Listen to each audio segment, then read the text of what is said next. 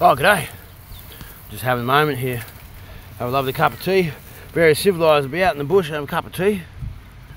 Going for Bush's one today.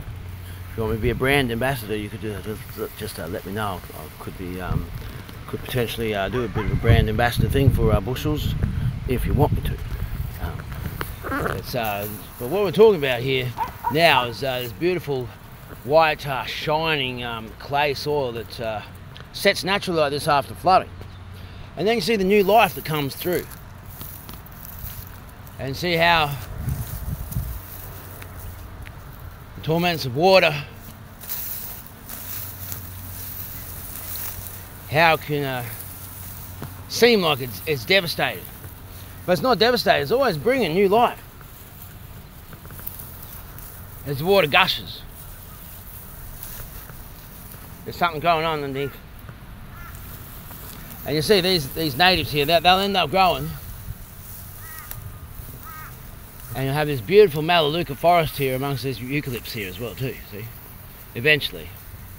They'll flood and they'll flood and flood. But it's a little bit like the world, isn't it? You see we've got these foreign shepherd's purses here. That's a good bush tucker there, but I wouldn't eat that one. You want to get them nice and fresh, so you want to get them nice and fresh. You see these beautiful Melaleucas, they're all coming up here. There's a whole lot of them coming through. You see, and then they're going to grow up. You're going to grow up to be like this. And they're going to grow up to be like that.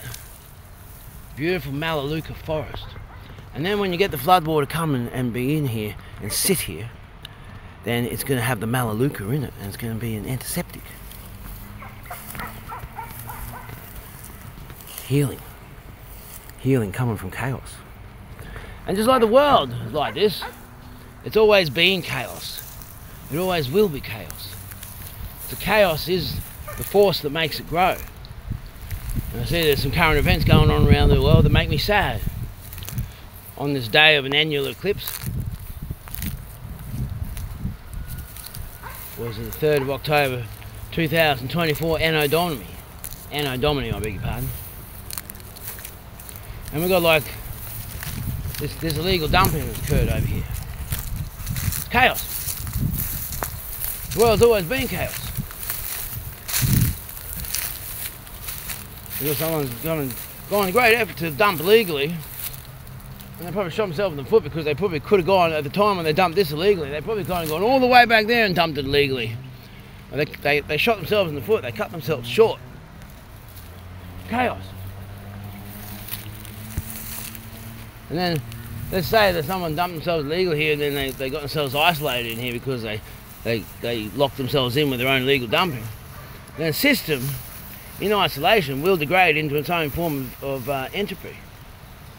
You can rest assured on that one. Alright, you dogs, come out there, come on. Probably shouldn't be letting them go in there at this point. Come on, you mutts, let's go. Get out here. Come on, quick. Good dogs, come on. This is a bit of a, this is a hunting simulation exercise area. Well, we're not doing hunting stimulation exercise area specifically today. Just going for a walk and having a cup of tea in the bush. You know, my seafood grandmaster Henry Sue, he always says, have a cup of tea before you hit him. That's an important thing, you know. Take some time. Have a cup of tea before you hit him. But you see, we got floodwater here has brought this up here. And on the other side there's more illegal dumping. But it's shaped as some illegal dumping right there, see? It's chaos, isn't it? That's illegal dumping. Chaos. The world's always been chaos. So we've got some terrible events going on around the world at the moment.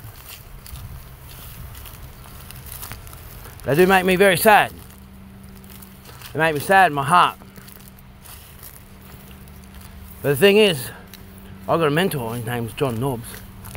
He does this Nobbs Suzuki praxis thing. He's an absolute genius. And he says the world's always been chaos. It always will be. He's been saying that to me for a year now. And I'm starting to get the picture. I'm starting to understand. The world always was chaos. But I tell you something, we were much more alive, and we were producing art and the creative endeavours that we endeavoured and undertook.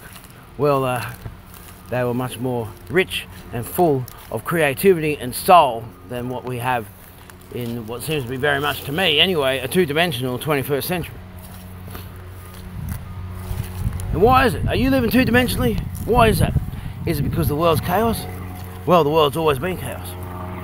Is another reason? Well, I encourage you. Get yourself out, find some new life growing. Stand next to it. Feel it. Feel it's alive.